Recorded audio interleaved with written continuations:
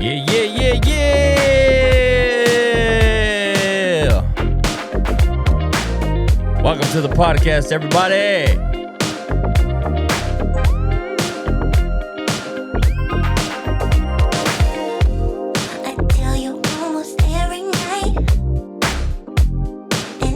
What up, everybody? Welcome to the podcast. Laker Nation, Halo fans, and Niner faithful. Today's episode is straight up loaded. Luka's in the best shape of his life. The Angels are on the edge of a trade deadline cliff. And Brock Purdy just became a dad. From the trade buzz to the baby news, we've got it all, baby.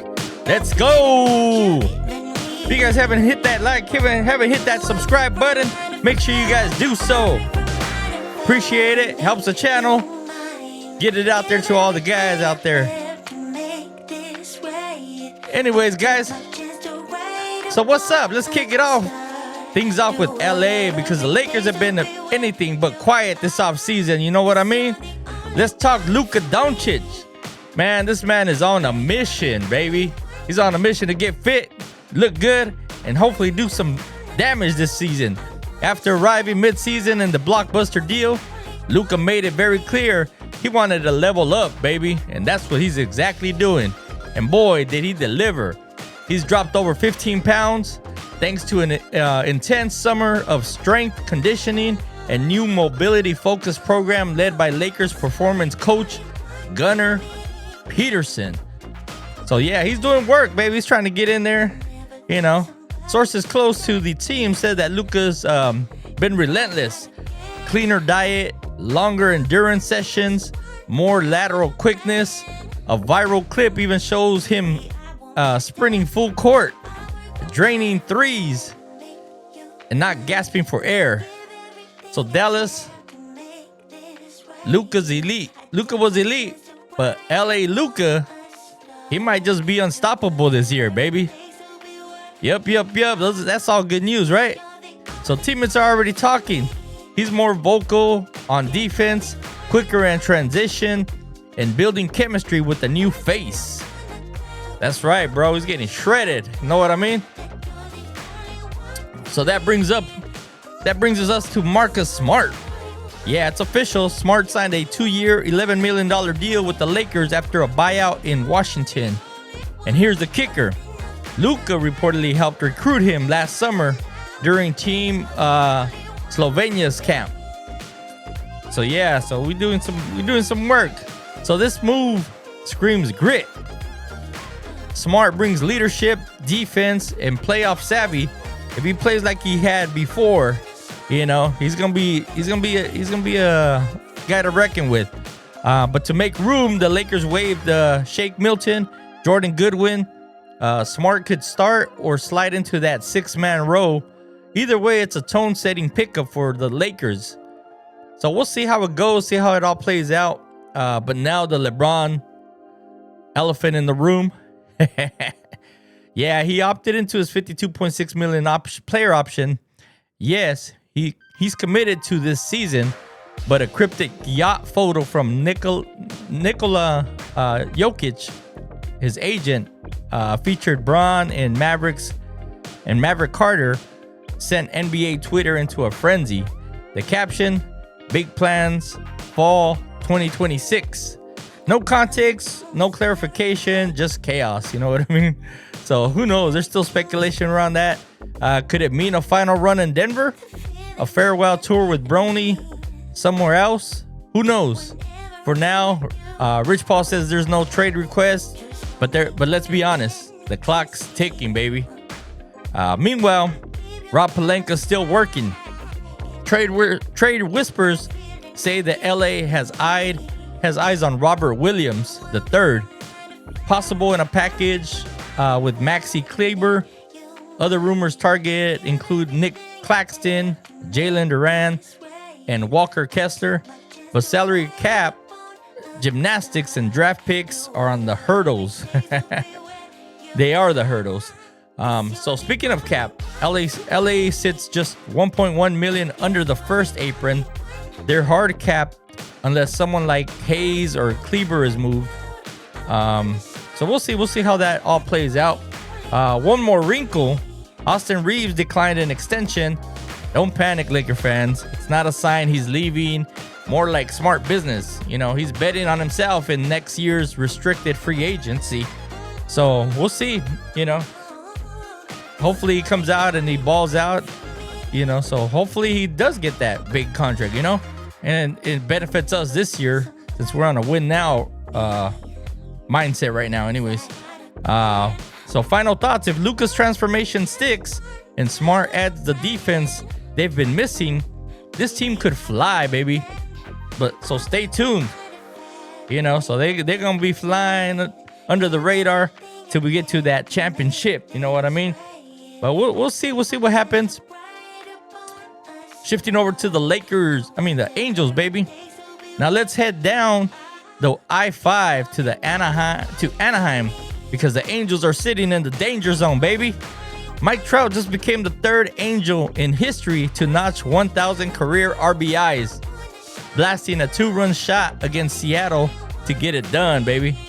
That home run also bumped him to 62nd on the all-time list with 397 dingers. The guy's a legend, man. Plain and simple, you know. Whether he's the best Angel ever, you know, you got a lot of people say yes. I definitely like his loyalty though to the Angels, you know, being that he hasn't won a championship, you know, World Series or anything since being with the Angels, and you know, but I give him that. He's a stud, baby. I have his jersey. He's one of my favorite players, if not the best. But here's the reality. The Angels are 51-55, fourth in the AL West, and 4 games out of the wild card spot. So, do they sell or do they double down, baby? Let me know in the comments what you guys think. Sources say the Angels are officially open for business. That means names like Tyler Anderson, Kyle Hendricks, and Kenley Jansen could be all on the move before that July 31st deadline, baby. We'll see what happens, you know. Kenley Jansen's been clutch for us, but we do need to get some solid pitching in there, man. You know, it's just sometimes it's frustrating. You know, our starters get through. Sometimes if they can get through 4, 5, 6 innings, and then our bullpen, besides Burke, I think he's the only one that's been kind of decent or kind of reliable. But yeah, so there's chatter that Brock Burke, a young lefty with 3.35 ERA, could draw real interest. If a team wants a veteran closer like him, you know, or a veteran closer, Jansen might be the first phone call that they're making, baby. You know. On the flip side, the Angels are still sniffing around Jarren Duran as the Red Sox reportedly yanked him off the market. That's the kind of move that signals, you know, we're still believing, you know. But let's be real. The Halos have a resilient offense since May. They've averaged 4.7 runs per game. Trout, Joe Adell, Taylor Ward, Zach Neto are all contributing. But the pitching, like I said, is well chaotic, bro. You know, Yusi Kikuchi, he's been solid, but overall consistency is lacking, bro. You know, this week's series against the Mariners and the Rangers, they're make or break. A good stretch, and the Angels might buy, you know, a stumble, and the yard sale's gonna have to begin, bro. You know what I mean? But what's next? You know, keep your eye on Jansen, Anderson, and Burke. If they move, the direction becomes crystal clear. You know, we're selling the whole goddamn team. Just, you know, going from the face, from the head to toe, we're just rebuilding, bro. You know what I mean? But we'll see what's up. 49ers, Brock Purdy, Jauan Jennings, and camp vibes. Let's wrap up with the red and gold, and things are buzzing at training camp right now. First up, personal milestone. Brock Purdy is now a girl dad, baby. Yep, he and his wife Jenna welcomed their first child, Millie Jolene Purdy. She shared the news on Instagram with the caption, "Life just became a whole lot sweeter." That's awesome, baby. Congrats to the Purdy family. You know, it's awesome when you have a kid and stuff like that, you know. But now back to football. What we really want to know, right? Jauan Jennings is making headlines not because he's sitting out or demanding the trade, but he wants an extension. He's in the final year of a 2-year, $15.4 million deal, and looking to cash in after a strong season. You know, insiders believe a 2-year extension worth 15 to 18 million, with around $10.5 million guaranteed, is likely the outcome. For now, he's fully practicing and building chemistry in Shanahan's system, like he should, baby. You know what I mean? Training camp is heating up. Ricky Purcell is off the PUP list. Equinemius St. Brown and Quintus Cephas, I don't know how you pronounce his name. They were brought in for wide receiver depth. Jacob Cowing is expected back soon, so we'll see how that turns out. On defense, Eli Apple is settling in with Diamador Lenore, which they just signed a day or two ago. You know, so they're addressing this offensive, you know, while Diamador Lenore is addressing this off-season arrest publicly, taking accountability and calming some noise, you know what I mean? So he came on, they talked about he shouldn't have been where he was, doing what he was doing, you know. He's young, man. They all make mistakes, you know. Sometimes some are worse than others. You know, with Salah back calling the defense and Bosa, Huff, and the boys anchoring the line, the defense is expected to be nasty again, baby. So yeah, I did pick him up in my fantasy football league. So we'll see what they do, see how they do. But you know, anytime Salah's in charge of a defense, man, it's gonna be crazy. We're gonna do some work. So key cap questions, baby. Will Jennings get his deal before week 1? I hope so. You know, he deserves it, man. He's been clutch for us. Third and Jauan, you know what I mean? He's been up there. He's been doing what he's got to do. You know, give him his money, man. You know, it's better to pay him now than have to, you know, have him ball out and get, you know, be the number 1 in receiver in the league or something, and then you got to pay him bigger money. You know, so I say give him that extension, give him that 2-year extension, give him that 15 million guaranteed per year, and he'll be happy. I mean, he's happy now, but you know, he sees that now he's gonna be the number 1 receiver, so you know he wants that money. So who steps up in the wide receiver room with Ayuk still recovering? I'm thinking it's gonna be Jauan Jennings, and we'll see who else steps up. And can the secondary settle in behind the Amador Lenore and Eli Apple? I think Eli Apple just put in there kind of now just for the camp. You know, fill in, see how he does. You know, who knows? He might surprise everybody and come out and do things, you know? And how's the offensive lines holding up after Dominic Cooney? All eyes are on the Niners as they prep for preseason matchups. And with Purdy now balancing dad duties, you can bet there's extra motivation. So we'll see how all that, you know, pans out and stuff like that. So there it is, guys. Luka's in elite shape and setting the tone in LA.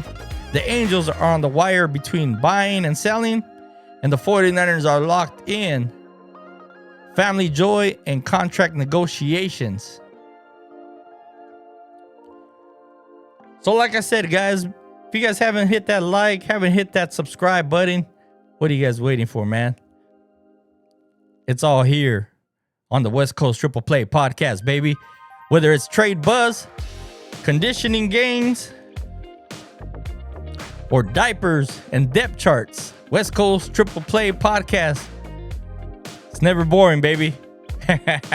Make sure you guys, like I said, make sure you guys subscribe, leave a 5-star review, follow for all the weekly heat. My name is Ben, and you've been locked into the West Coast Triple Play podcast, baby. We'll catch you guys on the next one. We out, baby. Peace. Keep that West Coast, baby. Keep it West Coast. Yeah. Thank you guys for tuning in. Love you the support. Thanks, guys. We're over 100 subscribers right now. Help me get to 200, and then we'll go for 300, and then we'll go to 1,000, and then to 1,000,000, baby. So hopefully we get there. With your help, we'll get there, baby. Catch you guys on the next one. We out, baby. Love you guys. Yeah. West Coast Triple Play, baby. Make sure you guys hit that like, hit that subscribe button. Follow us on all the social media platforms. West Coast Triple Play.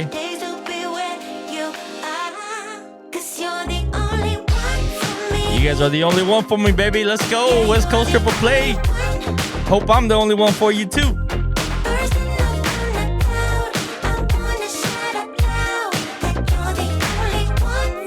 Yeah. Keep it West Coast. West Coast.